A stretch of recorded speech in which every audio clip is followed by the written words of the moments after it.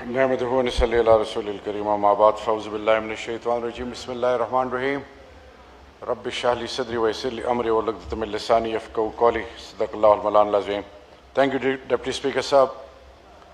Deputy speaker साहब, तमाम तारीफ़ें रब की और कर बहा दरूद इमामुल अंबिया ख़ातिमुन नबीय्यीन हज़रत मोहम्मद मुस्तफ़ा सल्लल्लाहु अलैहि वसल्लम पे। सबसे पहले मैं पाकिस्तान का एक सपूत, बलोचिस्तान का सपूत, और आज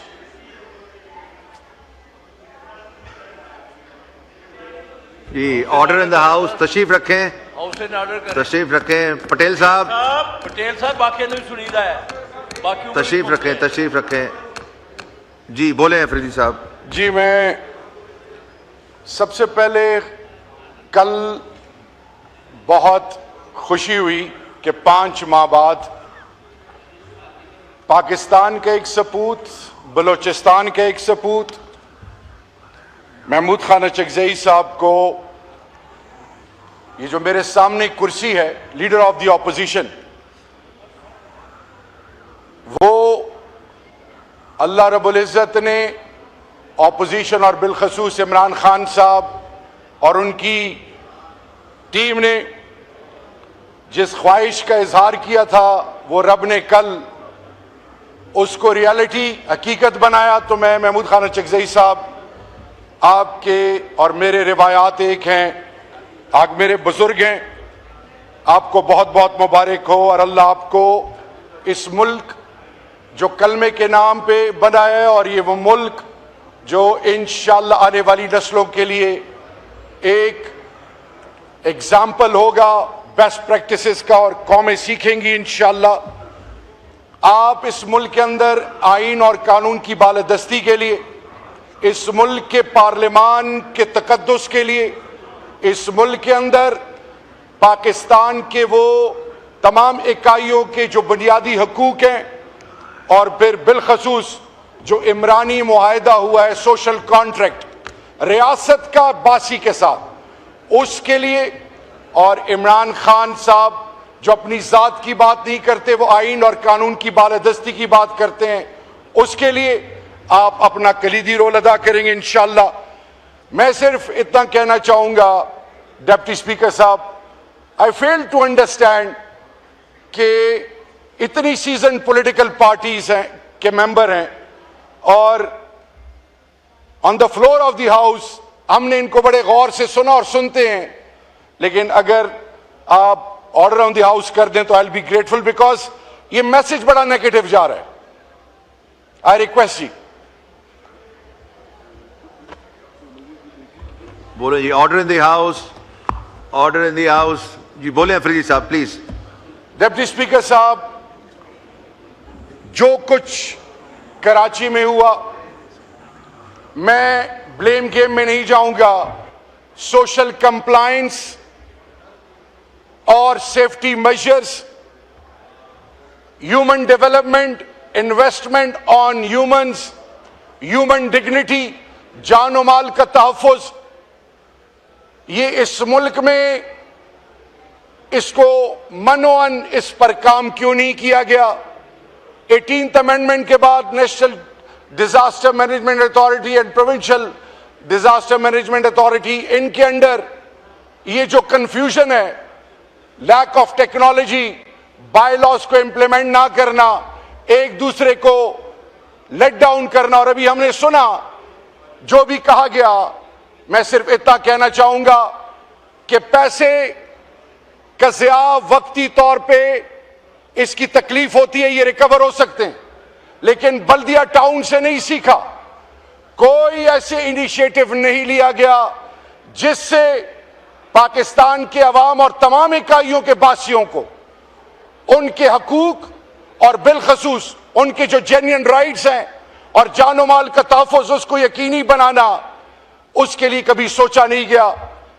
आज वो तमाम सोचें जो ज़ात के लिए लगी थी, वो एक्सपोज हो रही हैं, लेकिन बदकिस्मती से मेरे मुल्क के पाकिस्तान के बासियों का बहुत बड़ा नुकसान हो रहा है। इसी तरह तीरा में, कुरम एजेंसी में, औरंगज़ई एजेंसी में, नॉर्थ वजीरिस्तान में, साउथ वजीरिस्तान में मोमंद में, पूरा मर्ज डिस्ट्रिक्ट्स एक्स फाटा में आईडीपीज की इस्तेला, इंटरनली डिस्प्लेस्ड पर्सन्स।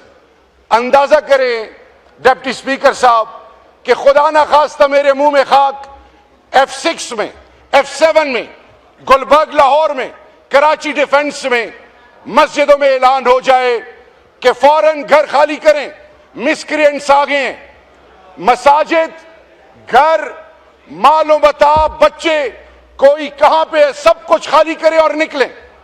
और फिर उनके लिए कोई रिहैब का प्लान ना हो, उनको ओनरशिप ना मिले, उनको निकालने में तो जल्दबाजी की जाए, फिर वो कैंपों में रहें।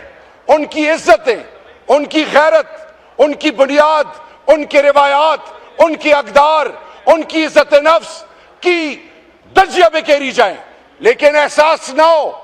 फिर ऑन टॉप ऑफ दैट, जब 5, 4, 3, 7, 8, 10 साल बाद रिहैब की बात आए, तो जब वापस जाएं तो उनका सब कुछ मालो मता खत्म हो, बिल्कुल उनके घर मलिया मेट कर दिए हो, और फिर उनको इस चक्कर में लगाया जाए कि जाओ डीसी से, एसी से, तुम्हारी जो जमीन है जिसका रेवेन्यू डिपार्टमेंट में कोई रिकॉर्ड नहीं, उसके पीछे उनको तिगनी का नाच नचवाओ।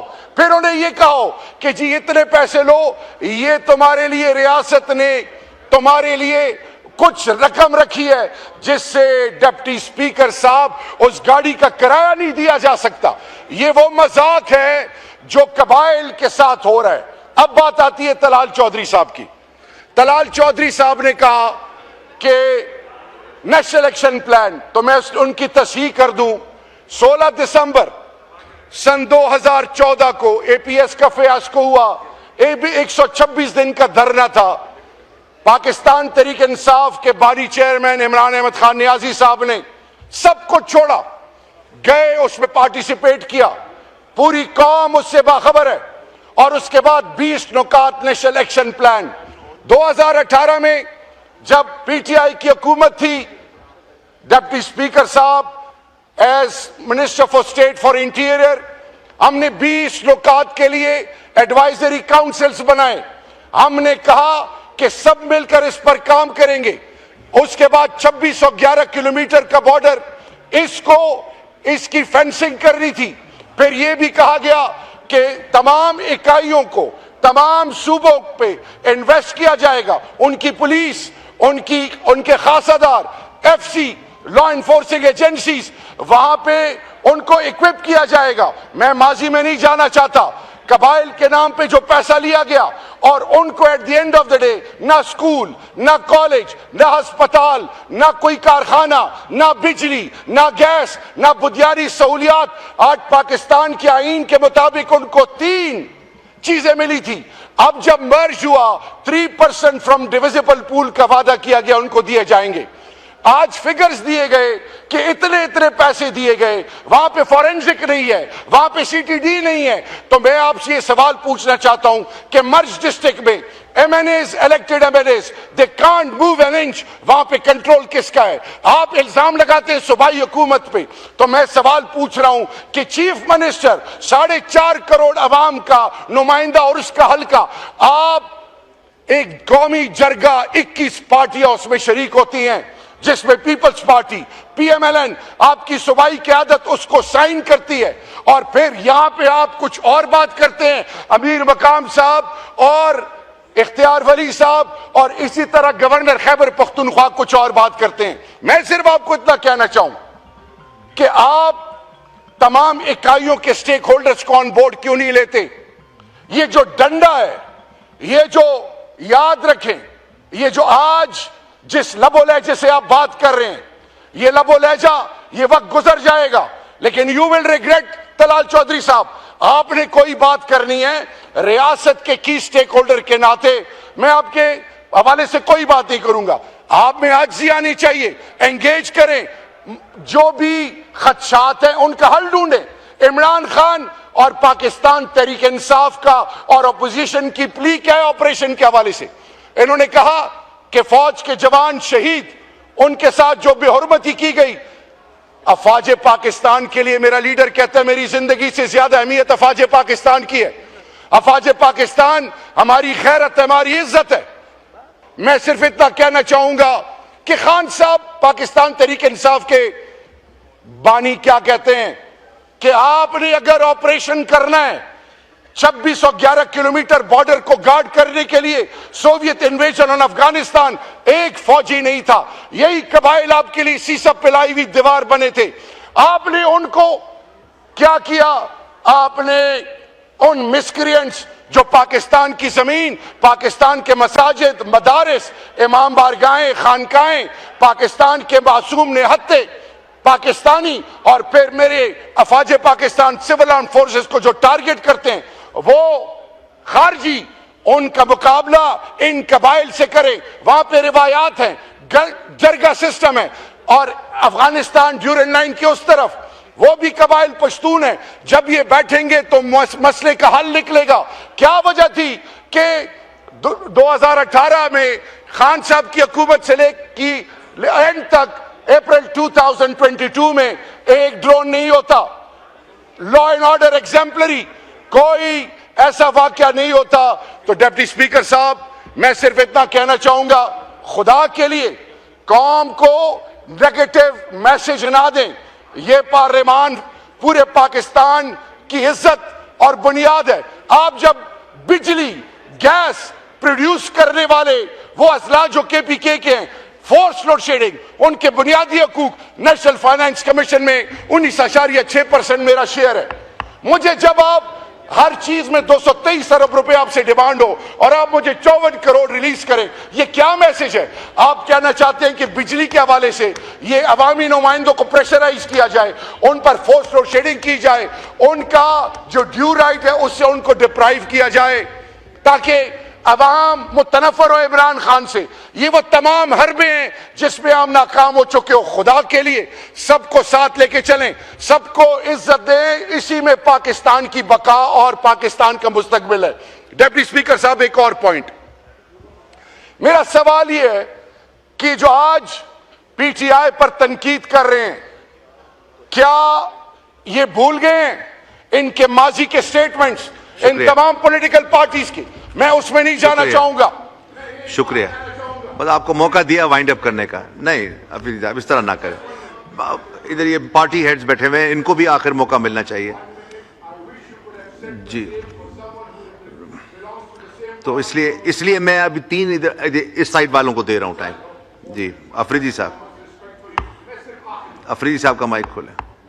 मैं सिर्फ आखिर में एक बात कहना चाहूंगा, आप कॉन्फिडेंस बिल्डिंग मेजर्स लें। आपको लीडर ऑफ द ऑपोजिशन ने कहा है कि वो इनके गारंटर होंगे। इलामा राजा नासिर अब्बास साहब को भी आज सेनेट में ऑपोजिशन लीडर एक्सेप्ट करके उनको आज उनके अल्हम्दुलिल्लाह जो जिसके लिए 5 महीने में इंतजार करना पड़ा वो इनको एंगेज करें। इमरान खान साहब ने इनको जिम्मेदारी दी है, लेकिन एक चीज मैं बताऊं, इमरान खान और पाकिस्तान तहरीक इंसाफ कभी भी कानून और आईन की बालादस्ती पे कॉम्प्रोमाइज नहीं करेगी, कभी भी जात की बात नहीं करेंगे। और आपने कहा कि जी क्या हुआ, बुजदार ने क्या किया, तो आपके पास अदालतें हैं, कानून आपके पास है, मेक देम पेनलाइज। शुक्रिया। बदनी साहब, 1 मिनट, बदनी साहब तशरीफ रखें जी। अफरीदी साहब वाइंड अप करें प्लीज, 30 सेकेंड्स। सिर्फ मैं इतना कहना चाहूंगा, इस पार्लियामान के तकद्दुस के लिए, पाकिस्तान के अंदर पॉलिटिकल पार्टीज के मुस्तकबिल के लिए, पाकिस्तान के अंदर कानून और आईन की बालादस्ती के लिए, इस मुल्क के नौजवानों के लिए, इस मुल्क के इदारों के लिए, इस मुल्क के मुस्तकबिल के लिए, खुदा के लिए सबको साथ लेके चलें। हम सब यूनाइट होंगे तो मोदी को भी मैसेज आएगा, एंटी पाकिस्तान फोर्सेस को भी मैसेज आएगा और पाकिस्तान का फ्यूचर भी इंशाल्लाह सेफ हैंड्स में होगा। Long live Pakistan, long live Imran Khan.